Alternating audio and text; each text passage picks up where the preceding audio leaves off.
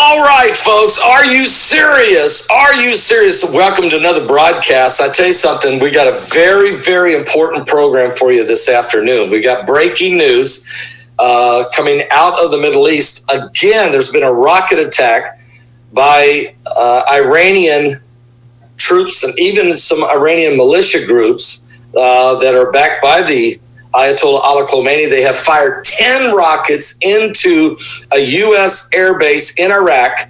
One U.S. soldier is confirmed dead.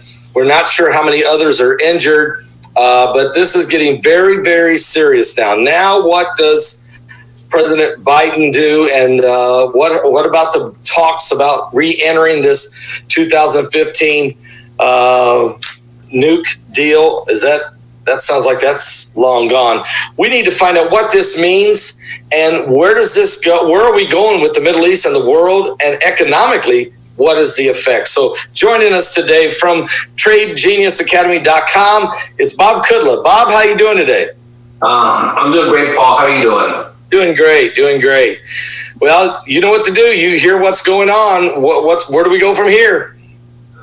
Well, it's interesting is, President Trump had that whole area bottled up. He had basically the Sunnis and Israel, and for that matter, the Christians all aligned and working together towards preventing the expansionist policies of the militant, Shiites from coming out of Iran. Basically, it was done.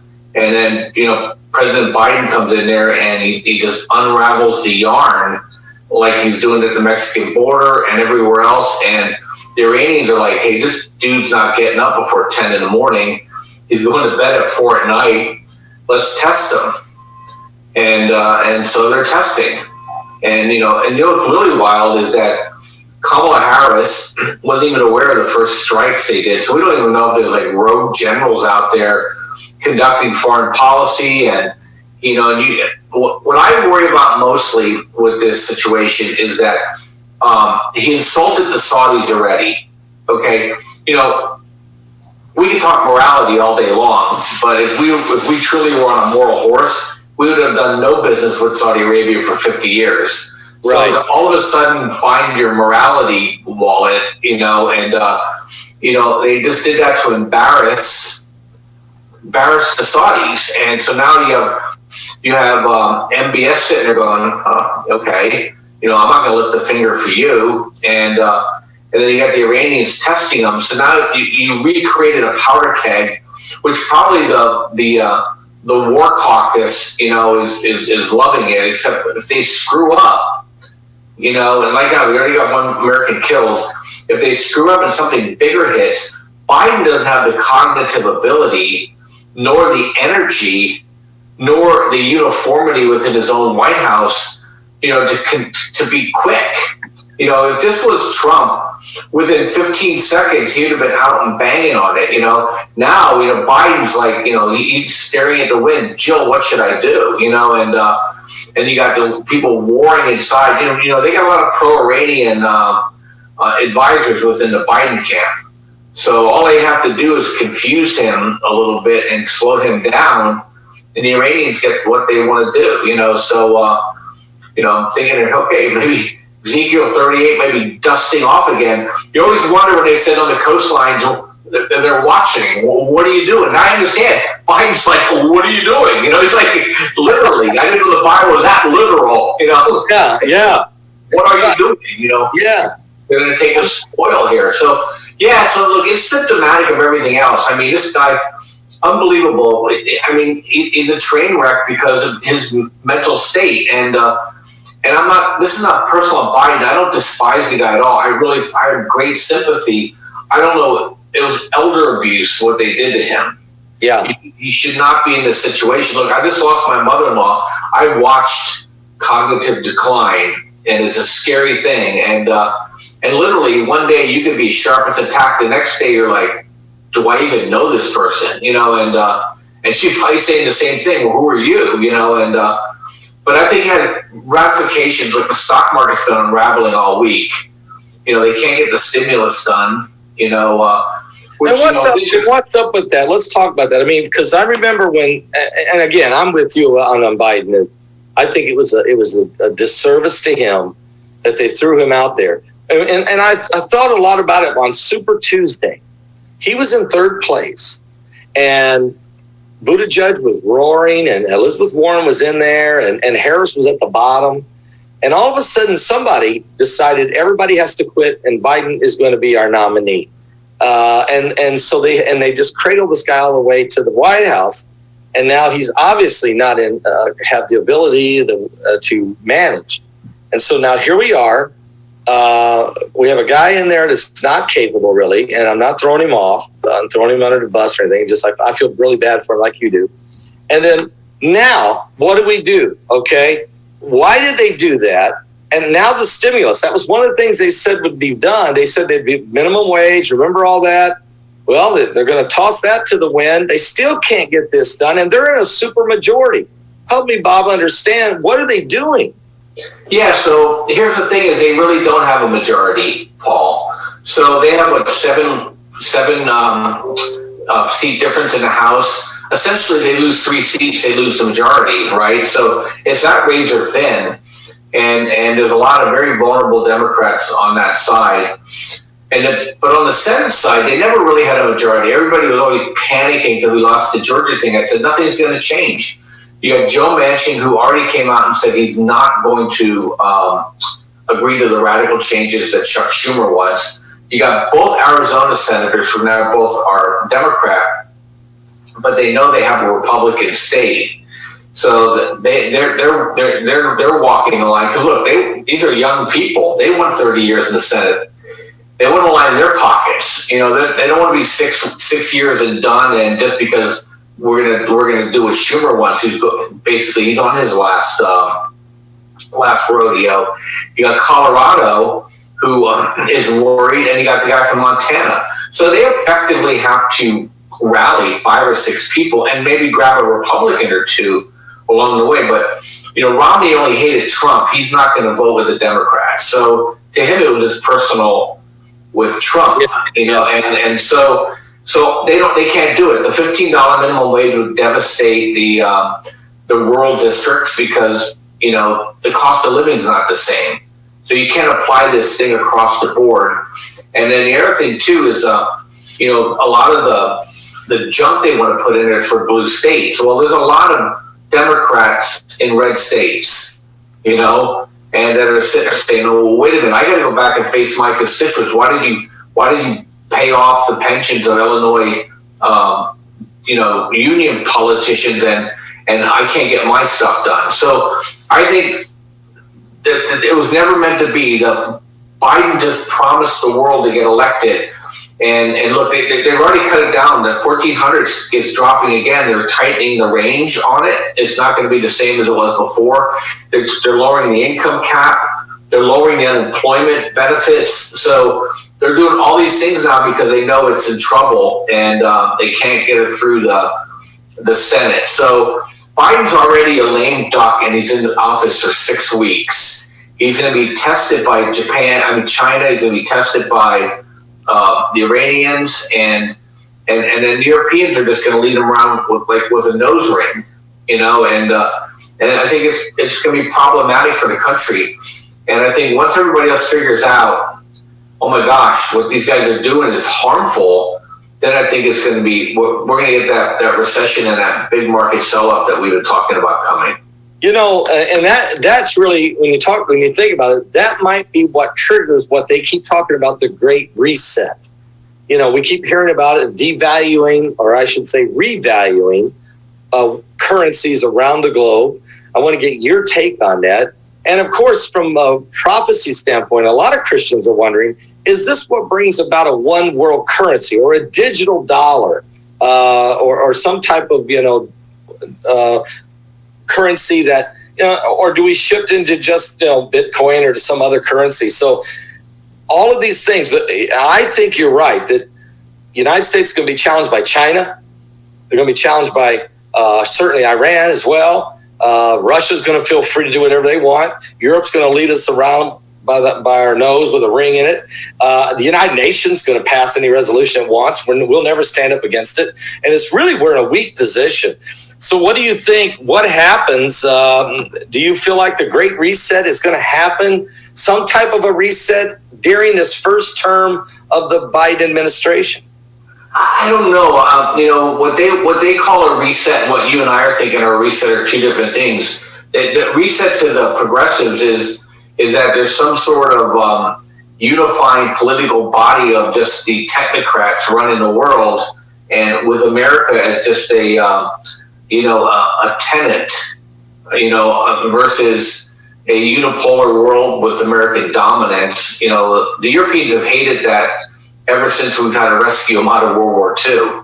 And they've been looking for ways, for the last 70 years to put the genie back in the bottle and put them back into dominance. And so their view of reset is basically Europe runs everything again, and I don't think that's going to happen. I think they're going to be sadly disappointed. And the thing about with the currency, I think the currency follows the Antichrist. I don't think the Antichrist follows the currency. So I think when the Antichrist comes, he's going to initiate the currency. Through whatever his demonic political powers will rally everybody that's in his camp for it. So I wouldn't worry about that anyway.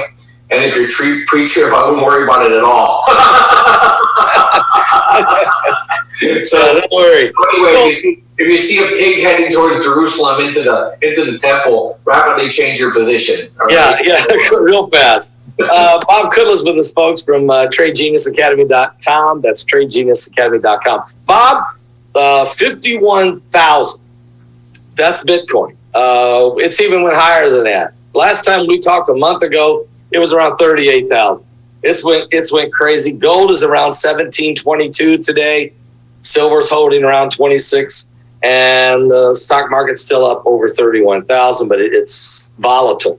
Your thoughts on Bitcoin and the rise of it? I know that Elon Musk had a lot to do with that, but it looks like some of the other players, looks almost like Bill Gates tried to sabotage it. What do you think? Yeah, so we're at the institutional stage of this parabolic move of Bitcoin and the cryptos. So Elon Musk is just one of many now that are adding Bitcoin to their balance sheets. MicroStrategy's been huge in there, and Square, and likely Twitter will be coming out soon. A lot of college endowments have Bitcoin on their balance sheets now, and a lot of people we still don't know yet because they're not making a splash. They're just going to show up in their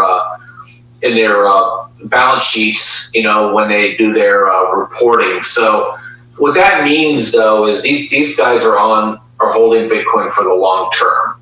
So they're not going to jump out because it moves $5,000 or $10,000. I'll explain why in a second. And so they're looking for basically a hedge against the currency risk that's coming. And across the board, they think all currencies are going to lose purchasing power, where Bitcoin's going to hold against it. And it's actually more favorable from an income and tax reporting and convenience to hold Bitcoin over gold. So that's why they're doing that. Look, 51,000, I think if it pushes down, anything that holds above, between 33 and 42,000, is going to 67 and then 76 and then into six figures. So they're basically running out of Bitcoin at the exchanges. And once they run out at the exchanges, then the people that hold Bitcoin are hodlers. They're hardcore. You can't let them part with the Bitcoin unless you start paying some big premiums, because everybody knows it's fixed amount. We're coming up on 21 million, and then after that it's just pennies. So it's going to be this next parabolic move, potentially up to 300,000. I don't want to oversell this. I just want to tell people that when it did it last time, everybody underestimated the move and it popped, but it came back down to 3,500, 3,200 to just move up higher. So that's what Bitcoin does. But this time it's going to be shallower because of institutions. And here's the reason why. So when they hold it on their books, they're allowed to take impairment charges if it falls below where they bought it at the end of the quarter. but they hold it on their books at the price they paid for it. So you're old enough to remember in the 80s that a lot of companies started getting taken over because they had real estate on their books at the price they purchased it, but real estate went up 3, 4, 5x. And so now these companies get to hold coins that are going to be multipled in value. Basically, it's going to hold their stock prices up. But if it falls, they get to write off the loss. So it's like, why would they sell it? You know, if they don't need the cash, okay, why would they ever sell it? So they're creating an environment for themselves where it's like heads I win, tails I win. And so they think it's going to be scarce. They think the dollar's going to go higher because nobody trusts the feds around the world anymore. They know it's print, baby, print. So that's why Bitcoin and the cryptos are going to go up. It's going to be erratic because it's erratic. It's a pure market. They don't have the banker manipulators in there like they do in the stock market and in the gold markets. So that's why Bitcoin's going to be fine. Well, silver and gold waiting for the Biden administration to spend their $6 trillion. But in the meantime, you know, we've been trading fertilizer. We've been trading uranium stocks. We've been trading the crypto stocks. You know, even if you don't even have to own Bitcoin to own Bitcoin. So you can actually own these Bitcoin miners. That there's like 4 or 5 of them that are public, and we've been trading in and out of them. And wow. Just this week we had a couple 10% moves on these miners, and so we follow them on our system. And in fact, we just put another buy order in today again because Bitcoin's holding up. When Bitcoin moves, these miners move up. And some of these guys went from $2 to $80, okay, this year. Wow. So, and they pulled back now to 50. Bitcoin's not selling again. These things are going to probably double from here again. So there's opportunities there. Grand solar minimum, fertilizer stocks are in high demand. Uranium, they're building 58 nuke plants. There's not enough uranium. So there's stuff you can buy that has pricing power. The rest of the stock market, very suspect. What about Litecoin? Is it gonna finally take off if Bitcoin starts to top out? Yeah, so the theory on Litecoin is it'll be the coin that'll be traded with Bitcoin being like the collateral. So nobody's gonna part with their Bitcoin, but they'll probably use Litecoin because it's a more efficient transaction vehicle. You know, it's been down a long time. I mean, it's been way undervalued a long time. Yeah, it's back to $200. My view is that I'm buying some every week. I'm expecting it double, and I already doubled once from where I started to buy in. So you know, I bought it back in under $100. It's now $190. Got up to $240. I just keep buying it. When it gets to $450, I'm going to convert that Litecoin back into Bitcoin again. So yeah, Litecoin we find Ethereum's going to find Chainlink, and people like Chainlink. Chainlink's going to be good. OXT, I think that's the Coinbase coin. It's going to be good. And there's a bunch of other ones. My partner, Phil, he trades the cryptos. So he's in and out of all these different ones. And so you have dedicated rooms with us, as you know, Paul. I have a crypto room, I have a trading room, I have a day trading room.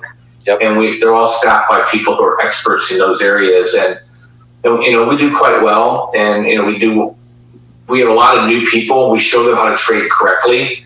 You know, we're not the Reddit, Wall Street boys kind of Momo guys. You know, we're teaching the tools that work. We give you access to the tools so that you can actually see what we're trading. So no gurus here, all math.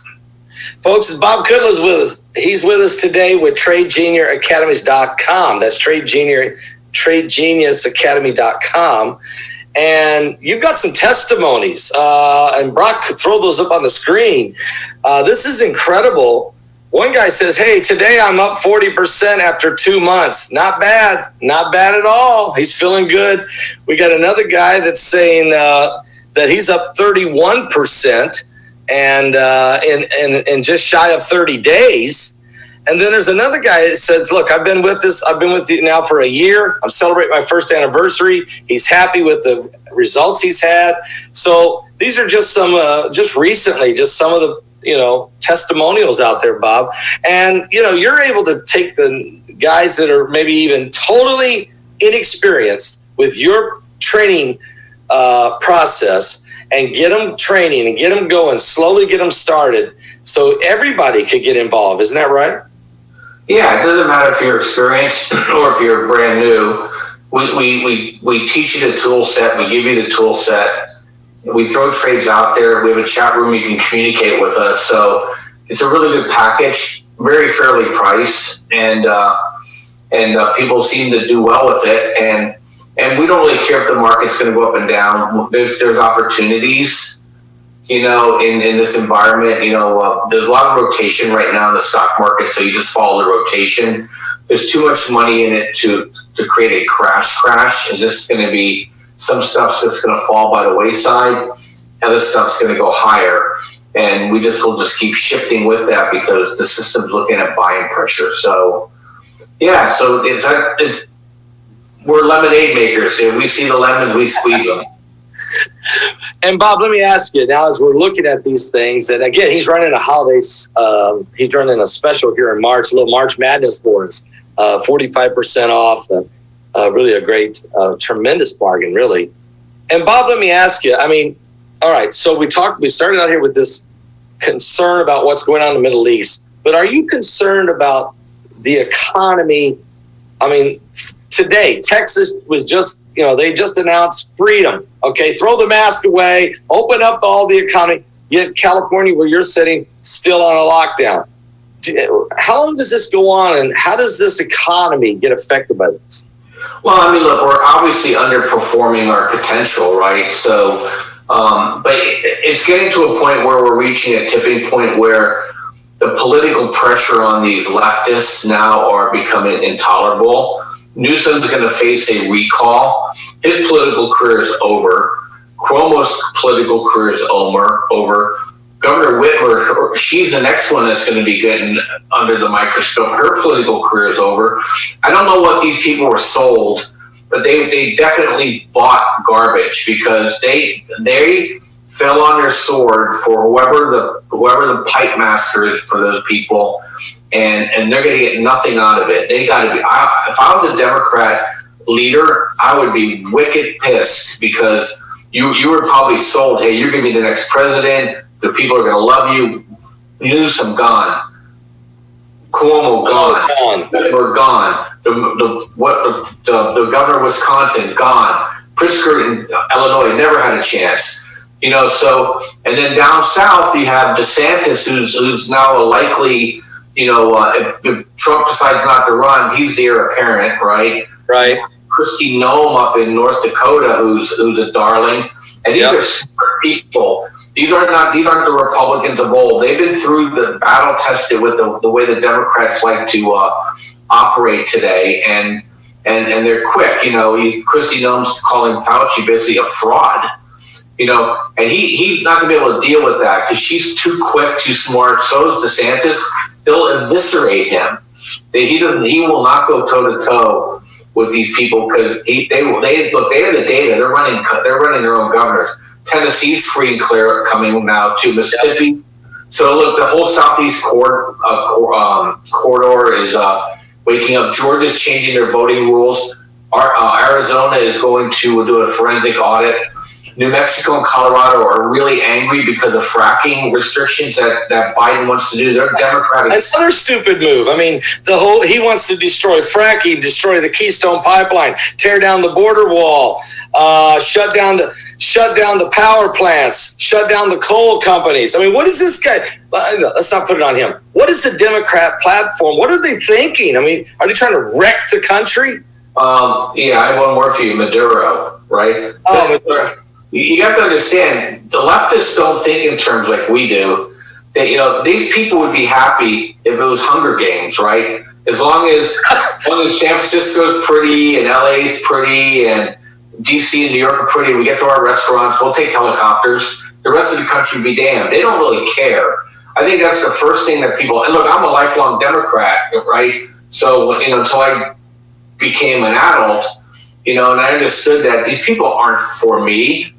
They threw my father's company under the bus because they were negotiating a bigger UAW deal. They let my father's company go under, the one he worked for, just go under because they were collateral damage. you know, and so I never forgave them for that. And now they hate God, so I can never go back to them. I don't understand how any Catholic Democrat can call themselves a Democrat. They hate your God. They hate him. And so, you know, how do you weave in the social gospel into that is beyond my comprehension. You know, I can see where Church of Laodicea comes from. And so, so you have all these things coming in. They just don't think like us. They really, really don't. So I always tell people, you just can't apply your logic to that pathology, because it truly is a pathology. It's not a political movement. These people, they're angry at something, right? And you can't scratch that itch. No, they're very miserable, and it's not to be contained. Yeah, it's not just the Catholics that are Democrats that can't see the light yet, but the Jews, the Jews, they got to figure this out also in Brooklyn. The guys, seriously, they don't care about Israel. And then, oh, by the way, Protestants, what do you think? Okay, I mean, everything that you preach and stand for, they don't. Okay, so once again, I think if you start to rationalize this, and people, grown-ups, start to figure it out, that you know, that we got the pretenders, and then we got those who really are carrying the load. And God bless those of you. It's good news, Paul. Look, they overplay their hand all the time.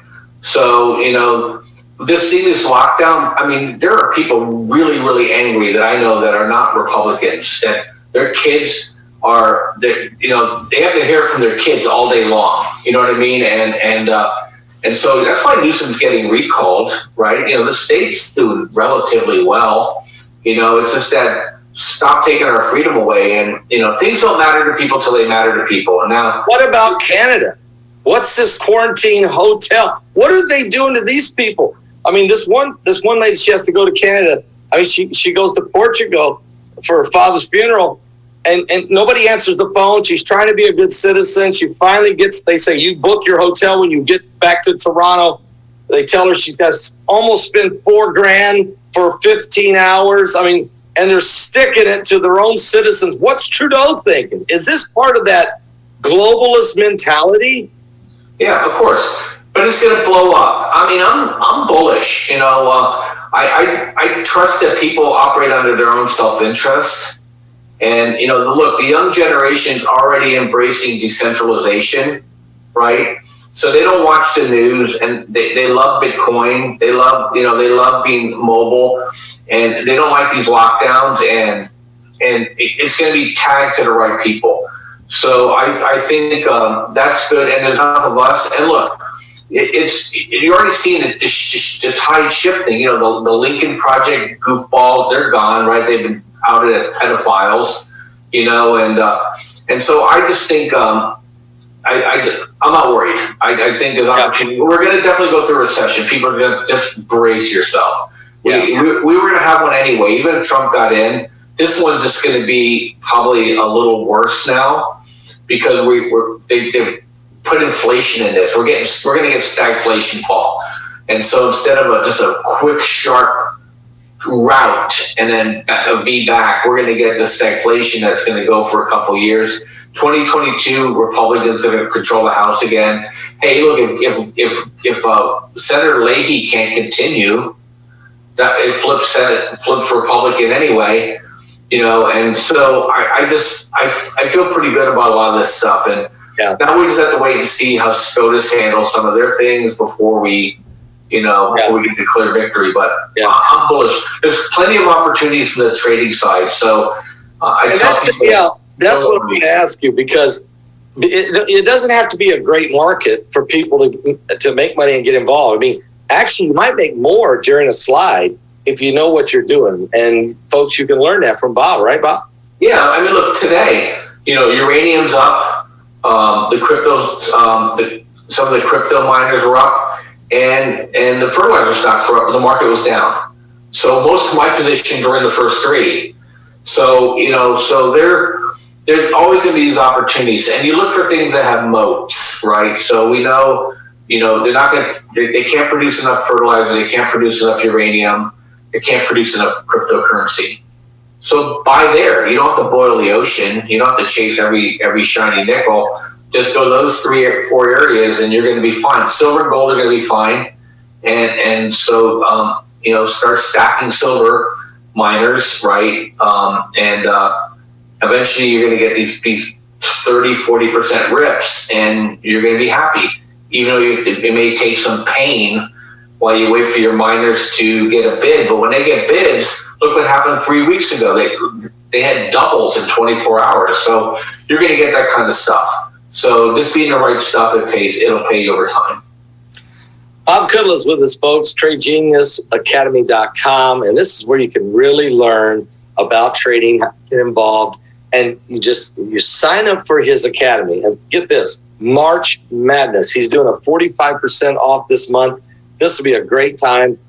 Look, just go to his website at www.tradegeniusacademy.com. That's www.tradegeniusacademy.com. Let Bob and you got a great chat room there of some experienced traders that help each other out. It's really a family atmosphere. It's a team effort, isn't it? Absolutely. It's a good environment. We don't overcharge for our services. 65% off. You take advantage by Saturday, for the things that are bundled, and it's very professional. People are always surprised when they come in the chat room how nice everybody is, and there's no trolling, and none of that's tolerated by me. If that's your game, you can go somewhere else. And we're here to make money. We're here to help each other. The nice thing about trading is if I make money on the trade doesn't mean you lose money on the trade. No. So if teamwork pays, and a lot of guys are in there, they're trading stuff I'm not trading anymore. People are in there saying, hey, Bob's indicator said this, Bob's indicator said that, and I just kind of eyeball it to make sure they're not, being wayward children, and they figure the system out, and that's ultimately my goal. I'll give you a lifelong skill that you can use for the rest of your life. There's a lot of reasons why people trade. Some people don't want to have a regular job again. Some people are retired. Some people need a little extra income. Some people are bored. They want to do something new. Trading is a wonderful place to do it. And it's not hard. You just have to know the rules. If you follow the rules, you're going to make money over time. As simple as that. Bob, I appreciate you coming on and being with us today. This is some really good info, and we'll try to keep our head above water and come back and see us again next month, and we'll see what's happening. Yes, sir. Thank you, Paul. Thank you. Bob Kudla, folks, TradeGeniusAcademy.com. Truly is a genius.